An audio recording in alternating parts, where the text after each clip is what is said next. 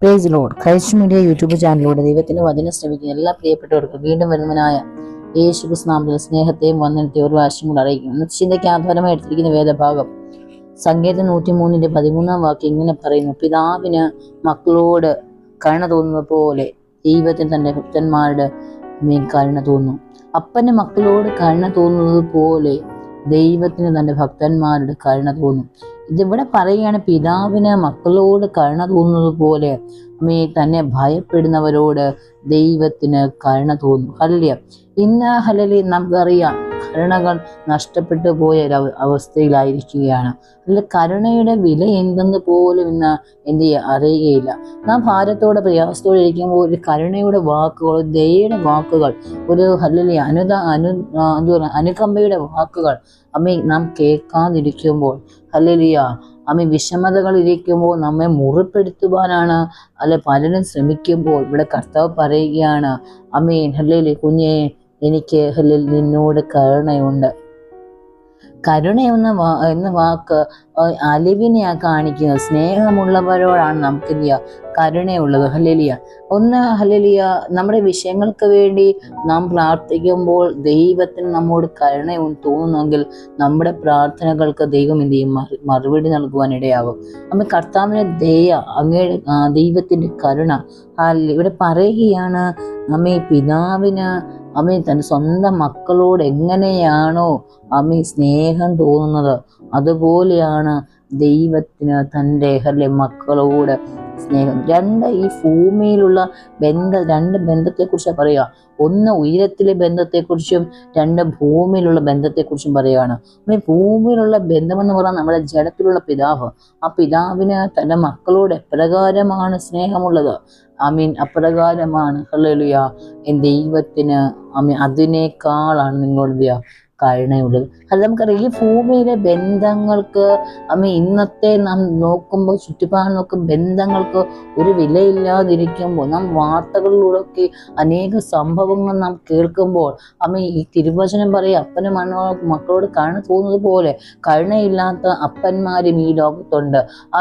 ദയയില്ലാത്ത അപ്പന്മാർ, സ്നേഹമില്ലാത്ത അപ്പന്മാരുണ്ട്. നമുക്കറിയാം, അനാഥാലയങ്ങൾക്ക് നാം നോക്കുമ്പോൾ മാതാപിതാക്കൾ സ്നേഹം ഉണ്ടായിരുന്നെങ്കിൽ കുഞ്ഞുങ്ങളെ കൊണ്ട് ഉപേക്ഷിച്ച് കളയുമോ? അപ്പൊ ലോകത്തിന്റെ സ്നേഹം, കരുണ എന്ന് പറയുന്നത് നഷ്ടപ്പെട്ടു പോകുന്ന ഒന്നാണ്. എന്നാൽ ഇവിടെ കർത്താവ് പറയുകയാണ്, അപ്പനും മക്കളോട് കരുണ തോന്നുന്നത് പോലെ തോന്നുന്നതിനേക്കാൾ ദൈവത്തിന് തൻ്റെ ഭക്തന്മാർ ദൈവത്തിന്റെ മക്കളും ഉദ്ദേശിക്കുന്നത് ദൈവത്തിനെ ഭക്തിയോടെ മുറുകെ പിടിക്കുന്ന അതുകൊണ്ടാണ് സുവിശേഷത്തിൽ പുതിയ നമ്മൾ പറയുന്ന റോമാലേഖനത്തിലൊക്കെ പറയുന്നത് ഹല്ലേലൂയ മക്കളാകുവാൻ ദൈവം നമുക്ക് അധികാരം നൽകിയിരിക്കുന്നു എന്ന്. അതുകൊണ്ടാണ് കർത്താവ്, നിങ്ങൾ എൻ്റെ മക്കളാണ്, ഞാൻ നിങ്ങൾക്ക് അധികാരം നൽകിയിട്ടുണ്ട് എൻ്റെ മക്കളാകുവാൻ എന്ന്. ഹല്ലേലൂയ. അപ്പൊ ഇവിടെ പറയുകയാണ്, ദൈവത്തിന്റെ ഒരു ദൈവ പൈതലിന്റെ പിതാവ് എന്ന് പറയുന്നത് ഭൂമിയിലെ പിതാവ് മാത്രമല്ല, ഉയരത്തിലൊരു പിതാവുണ്ട്. ഹല്ലേലൂയ. ആ പിതാവിന് നിങ്ങളോട് കരുണ തോന്നും.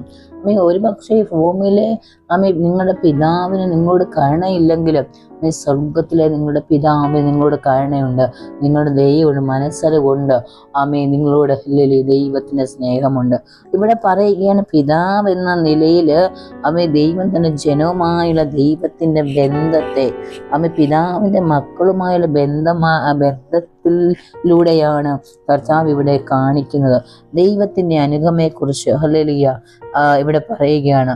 കരുണ എന്നതിനെക്കുറിച്ചും ഹല്ലേലൂയ ദൈവത്തിന്റെ ആഴമേറിയ ബന്ധത്തെക്കുറിച്ചാണ് ഇവിടെ പറയുന്നത്. ഹല്ലേലൂയ പിതാവിന്റെ ഒരു പിതൃസ്നേഹത്തെക്കുറിച്ച് ഇവിടെ പറയുകയാണ്. കർത്താവിന് കരുണയും ക്ഷമയും ഉണ്ടെന്ന് പറയുകയാണ്. തന്റെ ജനത്തോട് ദൈവത്തിന് എന്താണ് മനസ്സലിവുണ്ട്. ഹല്ലേലൂയ. അനേക വിഷയങ്ങളുടെ നടുവിൽ നമുക്ക് വിഷമിച്ചിരിക്കുമ്പോൾ നമുക്കൊരു ആശ്വാസം വാക്ക് ലഭിക്കേണ്ടതിന് പകരം പലപ്പോഴും കുറ്റപ്പെടുത്തലും മുറിവേൽപ്പലും ഒക്കെ ഉള്ള അനുഭവങ്ങളോട് നിങ്ങൾ കടന്നു പോകുമ്പോൾ കർത്താവ് നിങ്ങളോട് പറയുകയാണ്, ഞാൻ നിങ്ങളെ ആശ്വസിപ്പിക്കാം. എൻ്റെ സന്നിധി സമാധാനമുണ്ട്. എൻ്റെ പക്കൽ സമാധാനമുണ്ട്. ലോകത്തിന്റെ സമാധാനം അല്ല അത് എൻ്റെ സമാധാനമാണ്, ഞാൻ നിങ്ങൾക്ക് തരാം. നമുക്ക് സമാധാനം ദൈവമാണ്, നമുക്ക് സ്വസ്ഥ തരുന്ന ദൈവമാണ് ദൈവം.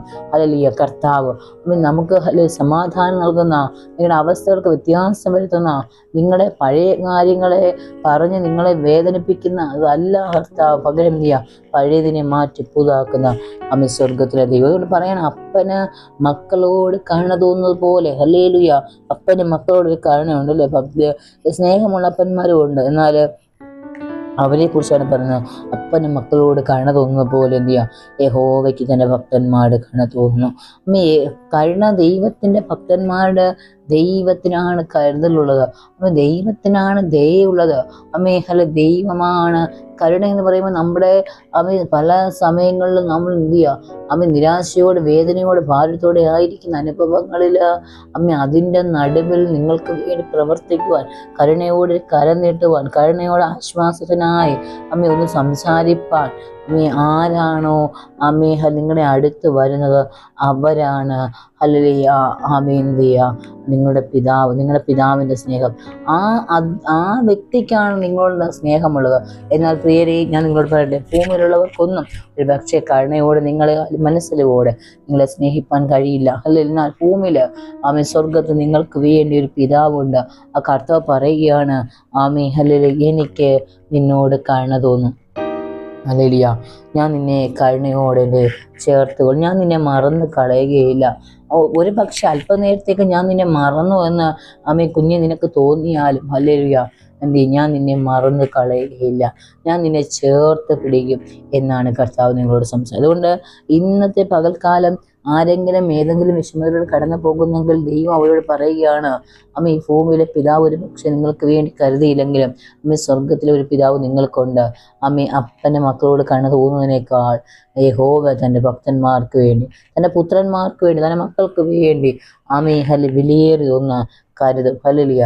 അതുകൊണ്ട് നിങ്ങൾ ദൈവത്തിൽ ആശ്രയിക്കുക, കരുണയ്ക്കായി ദൈവത്തിൻ്റെ സന്നിധിയിലായിരിക്കാൻ ദൈവം നമ്മെ സഹായിക്കട്ടെ. ആമേൻ.